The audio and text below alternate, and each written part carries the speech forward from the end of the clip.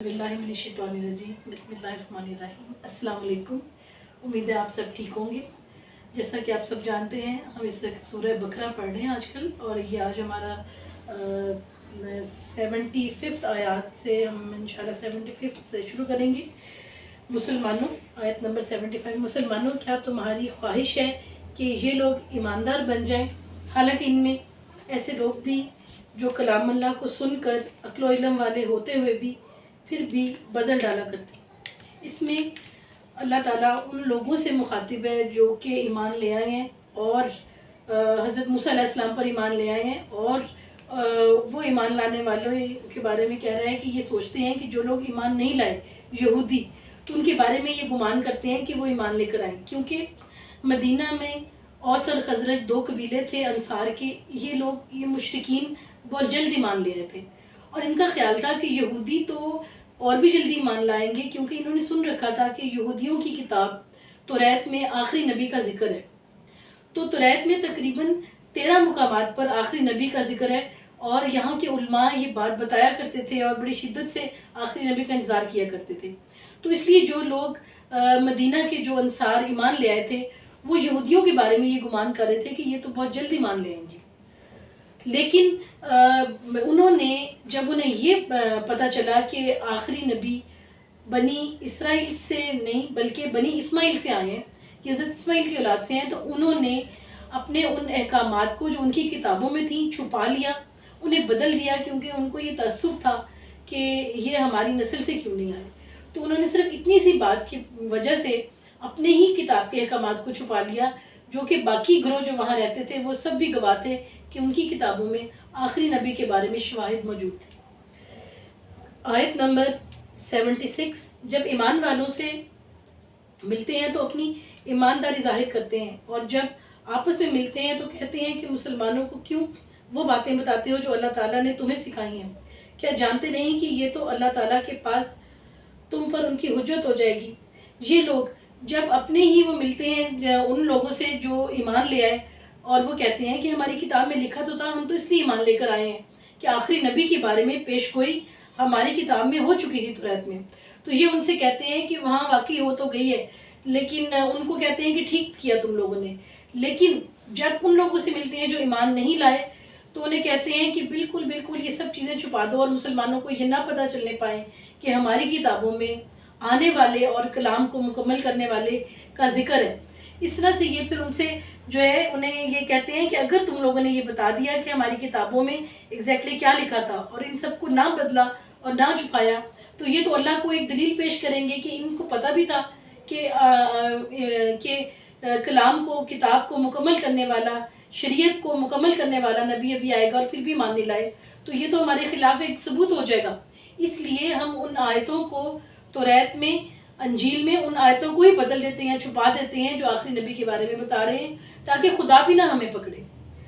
तो इनके बारे में फिर अल्लाह कहता है आयत नंबर 77 में, क्या ये नहीं जानते कि अल्लाह ताला इनकी पोशीदगी और ज़ाहिरदारी सब कुछ जानता है? अब वो इस नीयत से अगर अपनी किताबों को बदल रहे हैं कि कोई सबूत ना रहे, कोई गवाह ना रहे, तो खुदा तो इन सब बातों को जानता है, और यकीनन वो इनके राजों से वाकिफ़ है, और ऐसे लोग सख्त अजाब का शिकार होंगे। आयत नंबर 78। इनमें से बाज़ अनपढ़ ऐसे भी हैं कि जो किताब के सिर्फ ज़ाहरी अल्फाज को ही जानते हैं और सिर्फ गुमान और अटकल पर ही हैं। तो इनमें कुछ लोग ऐसे भी हैं कि जो ज़्यादा पढ़े लिखे नहीं हैं, और वो बस एक गुमान में है कि ऐसा हो जाएगा। वो समझते हैं कि हज़रत मूसा अलैहिस्सलाम अल्लाह से बार बार दुआ करते थे और उनकी माफ़ी हो जाती थी, अल्लाह बार बार उनको अजाब को टाल देता था, तो वो समझते हैं कि हमारी सिफारिश, हमारी शफात होगी और हम बख्शे जाएंगे, जबकि ये सिर्फ एक गुमान है। अल्लाह ताला ने अपने एक फ़िक्स असूल बताए हैं कि गुनाहों का हिसाब होगा, हुकूकुल इबाद का हिसाब होगा, जिन लोगों ने जुल्म किया, नाहक कत्ल किया, किसी की हक तलफी की, उस सब का हिसाब होगा, वहाँ कोई गुमान नहीं चलेगा। और ये वो बातें हैं जो इस वक्त यहाँ पे कौम यहूद के लिए हैं, लेकिन कुरान पाक की हम आयत के बारे में ये नहीं सोच सकते कि ये सिर्फ कौम यहूद के लिए और हमारे लिए नहीं। कुरान पाक का ज़्यादातर हिस्सा और मज़ाहिब के ऊपर, कौम यहूद पर, ईसाइयों पर اور حضرت ابراہیم علیہ السلام کے پیروکاروں پر اور مختلف اقوام کے واقعات پر، انبیاء کی کہانیوں پر ہے۔ اس کا مطلب یہ ہرگز نہیں کہ وہ ہمارے لیے اس سے کوئی سبق نہیں ملتا اور ہم بہت ساری آیات کو یہ سمجھ لیں کہ یہ صرف ماضی سے تعلق رکھتی ہیں، بلکہ جتنی بھی چیزیں، جن واقعات کا ذکر ہے، یہ ہمارے لیے ایک سبق ہے، اور اس لیے ان کو دہرایا جا رہا ہے کہ یہی وہ غلطیاں ہیں جو تمام امتیں، تمام انبیاء کی پیروکاروں نے، ان کے دشمنوں نے یہ سب طریقے کیے، اور ان کے ساتھ کیا کیا سزائیں انہیں ملی، کیا کیا انہیں اجر ملے۔ تو پرانے نبیوں کی ساری باتیں، یہ سارے احکامات میں خود ہمارے لیے بھی سبق ہے، اور ہر آیت عالمگیر ہے، جو کہ اس وقت کے لیے نہیں بلکہ تمام آنے والے وقتوں کے لیے، اور جس کو جو ہے کبھی بھی کوئی جھٹلا نہیں سکتا۔ اور وہ سب قوانین جو ان کتابوں میں تھے، جن کی تصدیق قرآن پاک کر رہا ہے، یہ قوانین وہ ہیں جو یونیورسل ٹروتھس ہیں، جو کہ آج بھی اپلیکیبل ہے، اور ہمیں آج انہی سے سیکھنا ہے، اور انہی کی روشنی میں ہم نے نئے قوانین بنانے ہیں اپنے لیے، اور یہ ہمارے لیے سبق ہے، ہمارے لیے عبرت ہے۔ آج بھی بہت سارے لوگ ہیں جو یہ گمان کرتے ہیں، جو یہ سوچ کر بیٹھے ہیں کہ ہم نے یہ نیکی کر لی، شاید ہم تو بخشے جائیں گے، تو ہمارے گناہ تو معاف ہو جائیں گے، ہم نے یہ کر، لیکن ایسا نہیں ہے۔ اللہ تعالیٰ سے ہمیشہ ہمیں اپنے گناہوں کی معافی مانگتے رہنا چاہیے۔ ہمارا کام اپنی غلطیوں پہ نظر رکھنا ہے، نہ کہ اللہ سے یہ گمان کر لینا کہ وہ تو رحیم ہے، وہ تو کریم ہے، معاف کر ہی دے گا۔ اس سوچ کے ساتھ آپ گناہ کرتے رہیں کہ ہم تو بار بار معافی مانگتے رہیں گے، ٹھیک ہے معافی مانگتے رہیں گے، اللہ معاف بھی کرے گا، لیکن ہمارا یہ کام نہیں ہے کہ ہم اپنے اعمال کرتے وقت اس طرح سے اللہ تعالیٰ کے اوپر ڈیپینڈ کر کے غلطیاں گناہ کریں۔ کسی نے بڑی اچھی بات کہی ہے، پرے as if every thing is dependent on God but work as if every thing is dependent on you.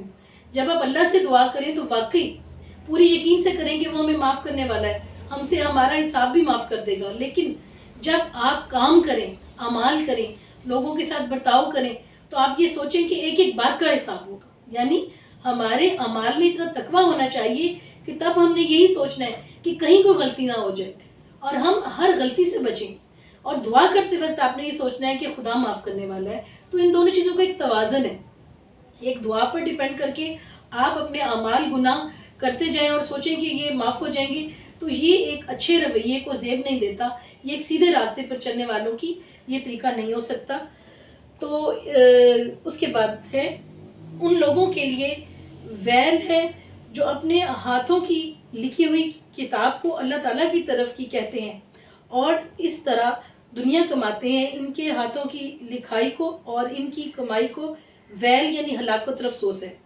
اللہ تعالیٰ کہتا ہے کہ جن لوگوں نے اپنے فائدے کے لیے اللہ کی کتاب کو بدل دیا اور جان بوجھ کر جانتے بوجھتے بھی کہ پتہ بھی تھا کہ اللہ تعالیٰ نے حق واضح کیا ہے اور انہوں نے اپنے فائدے کی خاطر اس کو تبدیل کر دیا، تو ایسے لوگوں کے لیے ہلاکت ہے۔ ویل جہنم کی وہ جگہ ہے جو سب سے گہری ہے اور ایک کافر اس میں جاتے ہوئے اس کو 40 سال لگیں گے، اس کی اتنی زیادہ گہرائی ہے۔ تو ایسے لوگ جنہوں نے اللہ کی کتاب کو، اللہ کے حکم کو بدل دیا، انہوں نے انسانیت کے ساتھ بہت بڑا ظلم کیا، کیونکہ بعد میں آنے والے اور جتنے لوگوں کو یہ بات نہیں پتہ چلے گی وہ ایک غلط راستے پہ چل پڑیں گے، اور یقیناً ان سب کے گناہوں کی ذمہ دار وہ لوگ ہیں جنہوں نے اللہ کے احکامات کو بدل دیا، لوگوں کو گمراہ کیا، اور اس لیے ان لوگوں کے لیے سخت عذاب اور سخت افسوس کا اللہ نے اظہار کیا۔ یہ لوگ کہتے ہیں کہ ہم تو صرف چند روز جہنم میں رہیں گے۔ ان سے کہو کہ کیا تمہارے پاس اللہ تعالیٰ کا کوئی پروانہ ہے؟ اگر ہے تو یقیناً اللہ تعالیٰ اپنے وعدے کے خلاف نہیں کرے گا، ہرگز نہیں، بلکہ تم تو اللہ کے ذمے وہ باتیں لگاتے ہو جنہیں تم نہیں جانتے۔ اس میں کچھ یہودیوں کا یہ خیال تھا کہ ہم بہت فضیلت والی قوم ہے، اللہ تعالیٰ نے ان کو فضیلت دی اس لیے کہ فرعون کے وقت میں ان کو بہت ہی زیادہ کمتر سمجھا جاتا تھا۔ یہ اس طرح کی غلامی کا شکار تھے کہ مرد زر خرید غلام کی طرح ان سے سلوک کیا جاتا تھا اور خواتین کو ایک کمتر لونڈیوں کی طرح سلوک کیا جاتا تھا، اور 2 بار فرعون نے ان کے اوپر یہ سزا دی کہ ان کے لڑکوں کو مار دیا جائے اور لڑکیوں کو زندہ رکھا جائے۔ تو فرعون اپنی قوم کو، جنہیں قبطی بھی کہتے ہیں، ان کو سمجھتا تھا کہ وہ حکومت کرنے کے لیے سب کے سب، اور بنی اسرائیل صرف اور صرف ان کی خدمت کے لیے، غلامی کے لیے۔ یعنی انہوں نے ایک طویل عرصہ فرعون کے ماتحت ظلم اور غلامی اور ایک کمتر جردہ دیکھا تھا، اور ان کو فرعون نے کمزور کر دیا تھا، جس کا قرآن پاک میں بھی ذکر ہے کہ فرعون نے ایک طبقے کو بہت کمزور کر دیا تھا، اور وہ طبقہ بنی اسرائیل تھا۔ پھر اللہ تعالیٰ نے ان کے ساتھ ان کو جب فرعون سے نجات دی تو اللہ تعالیٰ نے کہا کہ میں نے اس قوم کو فضیلت دی اور میں نے اپنے بہت سارے معجزے حضرت موسیٰ علیہ السلام کو دیے اور بہت ساری نعمتیں ان کو دی. تو اللہ تعالیٰ نے وہ بیلنس کیا کہ جس کو حقیر ترین سمجھا جا رہا تھا اللہ تعالیٰ نے اس کو فضیلت دے دی. لیکن اس فضیلت کے باوجود بھی قوم یہود نے اللہ تعالیٰ کی آیتوں احکامات کو نہیں مانا. ان میں ہمیشہ ایمان کی کمزوری رہی اور اس لیے بہت زیادہ عذاب بھی اسی قوم پر آئے. تو اس فضیلت کی وجہ سے کہ حضرت موسیٰ علیہ السلام بار بار ان کے لیے معافی مانگتے تھے، معافی مل بھی جاتی تھی، تو وہ یہ سمجھتے ہیں کہ ہماری تو معافی ہو جائے گی. جبکہ اللہ تعالیٰ کہتا ہے کہ میں نے توریت میں کہیں ایسا کوئی وعدہ نہیں کیا. اگر میں نے ایسا وعدہ کیا ہوتا تو میں یقیناً اسے پورا کرتا، اور یہ سب خود سے بنائی ہوئی باتیں ہیں، ایک گمان ہے. تو اس لیے کہتے ہیں کہ آپ جو ہے اس سے میں یہ سبق ملتا ہے کہ ہمیں ہمیشہ اپنی غلطیوں پر نظر رکھنی چاہیے. آپ کی جو ہے آپ کی روحانی ترقی کے لیے، نجات کے لیے، دنیا کی زندگی اچھی کرنے کے لیے اور آخرت میں آپ کو اللہ تعالیٰ کی نعمتیں اور جنت کو پانے کے لیے یہ ضروری ہے کہ ہم اپنی غلطیوں پہ نظر رکھیں. ہمارے نبی پاک صلی اللہ علیہ وسلم کا تو اسوہ حسنہ یہ ہے کہ وہ ہمیشہ اپنے گناہوں کی معافی مانگتے تھے. حالانکہ انبیاء معصوم ہوتے ہیں، ان سے تو کوئی غلطی نہیں ہوتی. اس کی وجہ یہ ہے کہ ہمارے جو گناہ ہیں وہ دراصل اللہ تعالیٰ کی رحمت میں حائل ہوتے ہیں. جب ہماری دعائیں قبول نہیں ہوتی، کرم نہیں ہوتا، تو ہمارے گناہ اور غلطیاں جو حائل ہوتے ہیں. اور گناہ وہی نہیں ہوتے جو آپ جان بوجھ کے کرتے ہیں. سم ٹائم ہم انجانے میں، اور ہم جب ہم اہمیت نہیں دیتے، ہم جو ہے نا دونوں جانے انجانے میں ہم کئی طرح کے گناہ جو کر رہے ہوتے ہیں اور ہمیں احساس نہیں ہوتا. اور اگر آپ میڈیٹیشن کریں اور بہت سوچیں تو آپ کو پتہ چلتا ہے کہ آپ کتنے گناہ کر سکتے ہیں اور ہو سکتا ہے کتنے گناہ ہو گئے ہیں. فار ایگزامپل، آپ چل کے جا رہے ہو، آپ نے کسی کیڑے مکوڑے کو جان بوجھ کر پاؤں تلے رون دیا ہو، اور ہو سکتا ہے کہ اللہ کو یہ بات بہت بری لگی ہو اور وہ بھی گناہ میں کنسیڈر ہو جائے. ہو سکتا ہے کہ آپ نے راستے میں کسی غریب کو دیکھا ہو اور اس کے پھٹے پرانے برے سے کپڑوں کی وجہ سے یا کوئی چیز آپ کو بری لگ رہی ہو اور آپ نے اس کو حقارت سے دیکھا ہو جبکہ اس کو آپ کی توجہ کی ضرورت ہو. ہو سکتا ہے کوئی بہت زیادہ غمزدہ انسان آپ کے پاس آیا ہو اور آپ نے سمجھا ہو کہ وہ بالکل ایک ڈرامہ کر رہا ہے اور آپ نے اس کے بارے میں نیگیٹو سوچا ہو اور اس کی مدد نہ کی ہو. اسی طرح ہو سکتا ہے کوئی جانور آپ کے آس پاس ہو اور اسے بھوک لگی ہو اور آپ کے پاس آپ اس کو کھانا دے بھی سکتے ہیں اور آپ نے اگنور کر دیا ہو. آپ نے اس وقت اس کو اللہ کی مخلوق نہ سمجھا ہو اور اپنی جلدی میں یا اپنی لاپرواہی میں آپ نے کر دیا. اور کتنے گناہ ہیں جو ہم جانے یا انجانے میں کر سکتے ہیں. اور اس میں سب سے بڑی ایک چیز آتی ہے جو عام طور پہ دیکھنے میں آتی ہے کہ لوگوں کو نیگیٹو سوچتے ہیں، جبکہ ہو سکتا ہے کہ ان لوگوں کی پازیٹیو باتیں آپ کی نظر سے پوشیدہ ہوں. اور یہ بھی ہو سکتا ہے کہ آپ کو پتہ بھی ہو کہ ان میں پازیٹیو چیزیں ہیں لیکن آپ صرف اور صرف ان کی نیگیٹو پہ بات کرتے ہو. تو یہ ایک ناانصافی، ایک گناہ ہے. فار ایگزامپل، کوئی شخص آپ کے سامنے آتا ہے، اس کے اندر 4 اچھی باتیں ہیں اور 2 بری باتیں ہیں، اور آپ جو ہے کسی کے پاس جب اس کا ذکر کرتے ہیں تو اس کی 2 برائیوں کا ذکر کرتے ہیں. لگاتار وہی کرتے ہیں کیونکہ آپ کو جو وہ بری لگتی ہیں یا آپ اس کو برا سمجھنا چاہتے ہیں. اس کی 4 اچھائیوں کو ذکر نہیں کرتے. تو یہ ایک نیگیٹو سوچ ہے. آپ نے انصاف نہیں کیا اس کے ساتھ کہ اس کی 4 اچھائیوں کا ذکر نہیں کیا اور 2 برائیوں کا کیا. تو ہمیں ایک انسان کے بارے میں جب ہم ایک ججمنٹ کرتے ہیں تو ہمیں اس کے ساتھ، اس کی ذات کے ساتھ انصاف کرنا ہے. اگر اس میں اچھائیاں زیادہ ہیں تو آپ اس کا ذکر کریں کہ اس میں یہ سب باتیں بہت اچھی ہیں اور اس میں یہ چند باتیں بری ہیں. اور اگر وہ بری بہت میننگ لیس ہیں، چھوٹی چھوٹی ہیں، تو اس کا ذکر نہ کریں، اس کے بارے میں اچھا سوچیں. اگر آپ لوگوں کے ساتھ اچھا سوچیں گے تو کہیں کوئی آپ کے بارے میں اچھا سوچے گا. تو یہ ایک پازیٹیو تھنکنگ ہے. تو اور ہمیں اپنی پتہ بھی نہیں ہوتا کہ ہم اپنی سوچ میں کیا گناہ کر رہے ہیں. ہم وقت کو جس طرح گزار رہے ہیں کیا ہمیں وقت کو ویسا گزارنا چاہیے؟ ہو سکتا ہے جو وقت ہم نماز پڑھنے میں گزار دیتے وہ ہم نے ایک فضول کام میں گزار دیا. ہو سکتا ہے ہم ٹی وی پر کچھ سیکھنے میں، کوئی علم حاصل کرنے میں کچھ وقت گزارتے، اس کی بجائے ہم نے کوئی بری چیز دیکھنے میں گزار دی. تو یہاں پہ ہم نے غلط سلیکشن کی. اس کا مطلب ہے کہ ہم یہ جاننے کے باوجود بھی کہ ہم نے کوئی بڑا گناہ نہیں کیا، ہو سکتا ہے کئی چھوٹے گناہ کر دیے ہوں اور اللہ کی نظر میں وہ ناپسندیدہ بات ہو. ان سب کی معافی ہمیں اللہ تعالیٰ سے اس لیے مانگنی چاہیے کیونکہ یہ چھوٹے چھوٹے گناہ اللہ کی رحمتوں کے اور کرم کے اور ہمارے درمیان حائل ہو جاتے ہیں. ہمارے مسائل حل نہیں ہوتے، ہماری دعائیں قبول نہیں ہوتی، ہمیں سکون کا راستہ نہیں ملتا. اس لیے ہمیں ہر قدم پہ اللہ تعالیٰ سے اپنے گناہوں کی معافی مانگنی چاہیے جو جانتے ہوئے یا انجانے میں ہم سے ہو گئے ہوں. یہی ہمارے نبی پاک صلی اللہ علیہ وسلم کا اسوہ حسنہ ہے. اور ہمیں ان سے یہ سبق ملتا ہے. تو اللہ تعالیٰ کا کوئی پرواہ. تو یہ ہم نے آج ہم نے اس کو کمپلیٹ کیا. انشاءاللہ اسی موضوع پر اس کی اگلی آیت سے ہم اپنے نیکسٹ لیکچر میں آپ سے بات کریں گے. اللہ حافظ.